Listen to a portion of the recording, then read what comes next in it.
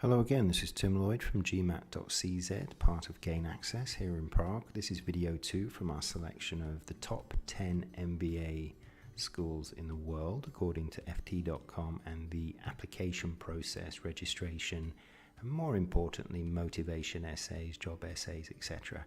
Today we're going to be looking at number 2 on the list, Stanford. And the good news is Stanford only requires 2 essays in the application section. Compare that with INSEAD, for example, that requires 7 compulsory. So what are the general requirements? Well, here we go. Education, of course, GMAT as well, GR or GRE, or both actually. Proof of proficiency in English, TOEFL, IELTS, PTE, if you're not a native speaker, as we say. Professional experience, the standards, letters of reference, again standard, personal information, activities, awards, and the main subject, the essays. We'll be looking at how to best prepare and write those 2 essays. We'll be giving a few tips. The final point on this screen, as you can see, is the application. C is the application fee, and every single application you complete, you will need to pay an administration fee, a few $100s typically. So what we're going to do is look at each essay in turn, and I'm going to highlight what is clearly given on the Stanford website, okay? And I'll be throwing out a few other tips, tricks, and advice on how to really position yourself, as we say, according to what will give you the best chance. Remember, you're competing with many other highly skilled, highly experienced professionals, and therefore anything that you can do to improve your chances is, of course, every advantage. Finally, once we've gone through the essays, we're going to have a look at a quick walkthrough where I actually will show you what it looks like when you register with the website for Stanford, just to give you a feel of how much preparation you are going to have to put into this in terms of time, energy, and focus. Right, let's begin with the first essay. This essay, what matters most to you and why? There's the question. 750 words. Now, that may seem like a lot, it may not seem like a lot. It depends on who you are and how easily you can communicate that in this type of situation. So here's what the website specifies. Do some deep self-examination so you can genuinely illustrate who you are and how you came to be the person you are. Now, what on earth does that really mean? Well, don't worry, we'll look at that and give you some tips. Share the insights, experiences, and lessons that shaped your perspective rather than focusing merely on what you've done or accomplished. This is extremely important. One of the biggest mistakes is just to give a list of your accomplishments and why you're awesome. Okay, so this is actually one of the easier parts, because you just need to sit down and think about your experiences and how you learn from your mistakes or whatever.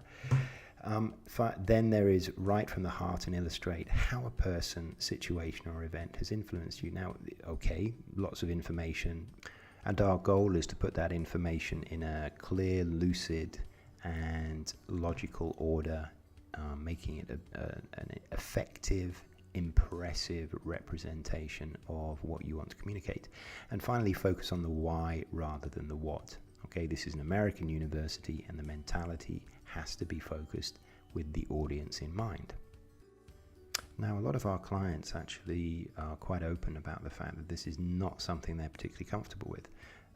They're professionals, they may have gone through some personal development, sure, but this is perhaps a cultural issue, or it may be also a personality issue, whatever. We have to go through this experience, move ourselves out of the comfort zone, and do a lot of self-analysis. Now, okay, there's a lot of information that you can research, and it's important to research for this, of course. It's natural, it's professional. But I'm going to go through tips and ideas that we've put forward from our research and from brainstorming with usually ex-GMAT students who ask us to help them with these essays. And it's all about who you are for this particular essay. The core of you, what are your motivations? That's what the why really represents, who you are at the core and what your motivations are and how you're going to answer this. What are your life priorities? They are different for a lot of us. think of it in terms of cause and effect. Okay, when we think about what we've gone through, how has that developed you as a person? Now, we're not going to focus in terms of answering how great your career has been. That's not the focus of this, just to repeat that. You could mention bits, but think about lessons you've learned and be honest. Don't hide the real flavor, as I like to say. Okay, what's the flavor of you? How do you communicate that? As a metaphor. Now, this is one tip I give to students. Usually on your iPhone or whatever smart device you use, you have a memo recording app. Well, use it. Carry it with you all the time. Have the focus within your mind as you go through the day. When you wake up, maybe something came through your subconscious as you slept, wherever it may be. And if there's something you want to add or change or perhaps use or filter out, add it to the list. Keep a voice memo and then go through them step by step. And don't just say what you think they want to hear. This is a big mistake. They have thousands of applicants for every position. And the biggest mistake, from what I've heard from people who've done this as a profession in admissions at Stanford, is that they can just tell straight away when people are trying to please them or placate them. It's about you and only you. You are the subject, and that's what needs to be communicated. Now, a great tip, if you're not sure what to write, if you're too conservative or too insular, perhaps whatever it may be, talk to people you love and trust, colleagues, friends, family. Be honest with them. Slip a question into a conversation. Perhaps you're playing golf, having a beer or dinner with your friends. Usually people who you can usually communicate to in this way have a very good idea of who you are, how you got there, your values, what your motivations are. And they'll perhaps help you to come up with examples. Examples are extremely important in this. Yes, it's 750 words. That might not seem a lot, or it may do, but examples are what Stanford are looking for, okay? And they clearly advise people, okay, to focus on experiences with you as the applicant, your experiences with other people, not the accomplishments so much and the achievements that are involved in those experiences.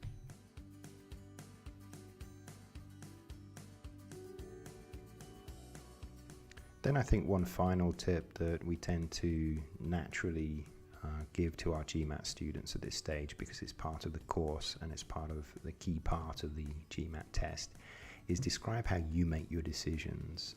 Expose your reasoning skills. Put that into this essay, and it will carry you through into the interview and can be a very good conversation topic. Okay, SAB, a very common topic. Why Stanford? It's clear. Let's have a look at the bullet points. Enlighten us on how earning your MBA at Stanford will enable you to realize your ambitions. Do not be cliche here. Do not just state obvious facts. Explain your decision to, and notice these words, explain, enlighten. Explain your decision to pursue graduate education in management. Okay, it's not just about earning lots more money. Okay, let's go deep. Explain the distinctive opportunities you will pursue at Stanford. All right, this is the way they fish to find out what you're going to put into the community, how you're going to develop alumni contacts. This is really very important for every business school. It's part of how they sell themselves and sell their MBAs, executive MBAs, etc. If you are applying, or part of that, if you are applying to both the MBA and MSX programs, use SAB to address your interest in both programs. So that's a specialized point for those people who are. So let's go through again, just some tips and ideas we've gleaned from our research and what people have told us, and brainstorming sessions with our GMAT students usually. So why MBA? Why Stanford? Research. Know your audience clearly, but know what they can offer you. What do they actually have at Stanford? Okay, what opportunities can you pursue? It's very basic stuff. Go and have a look. There's a lot on offer. Now, fit what you find when you do this research regarding campus, course, alumni, professors, guest speakers, events that are organized on this particular MBA into your vision. Okay, connect it there. make it personal. And an absolute essential is that you don't overgeneralize. Make it specific to you. They're going to read both essays, so it will make sense. It's an integral process. Remember, it's a US approach, so think in grand, bold terms and connect that through to the reputation as a leading education center that Stanford has. It affects your credibility. What do you want people to be saying about you in the future, your colleagues, possibly your bosses, etc.? It's your opportunity to state for the record how that will be integral to your plans. When you look back at your career and your life in 5, 10, 20, 30 years after you retire, etc., what do you want to say about this particular part of the puzzle, this piece to the puzzle that is your goal to complete? So the picture of you, of who you want to be, of who you want to become, is clearly connected to the brand of Stanford. Okay? So here we are. This is the website, the front page for admissions. Some nice general information. We're interested, of course, in the MBA. That's on the top right-hand side. There's some articles if you want to read them, so we'll click through to that. You'll need to register basic information, which I haven't included on this screenshot. They'll contact you by email. You confirm it's you, and you'll then be given the opportunity to change the password, etc. It's very easy, very user-friendly. Some nice messages. They give you straight away the impression of what they're expecting from you. And here we are. This is what I wanted to show you. The list on the left-hand side. All these boxes need to be ticked. Every T has to be crossed. Every I has to be dotted. Test scores, GMAT, TOEFL, etc. Recommendation letters. Think carefully about who you want to be representing you. Now, as we've been focusing on the essays, I just want to click through and show you the instructions. They're very clear, not only about content, but also the length, the format, and they have their expectations, they have their requirements. Of course, they're clearly listed. One of the things is what's called double spacing. So if you're not sure what that is, here's a definition, and it's very easy to, if you go to Microsoft Word and you open up a certain set of drop downs, here you are. This is how you adapt it so that when you type, everything will be in double space. Okay, that's where I'd like to close off this walkthrough in the video. I hope the content has been very useful and that some of the tips and ideas can be applied by you as you prepare for your application to Stanford or any of the other business schools that are outlined in this top 10 list or others. The next one will be number 3 on the list, which is Wharton, part of Pennsylvania University.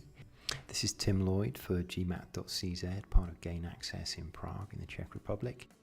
If you have any questions, please click the link on the video or contact us via any of our social media outreach. We'll be delighted to get back in touch.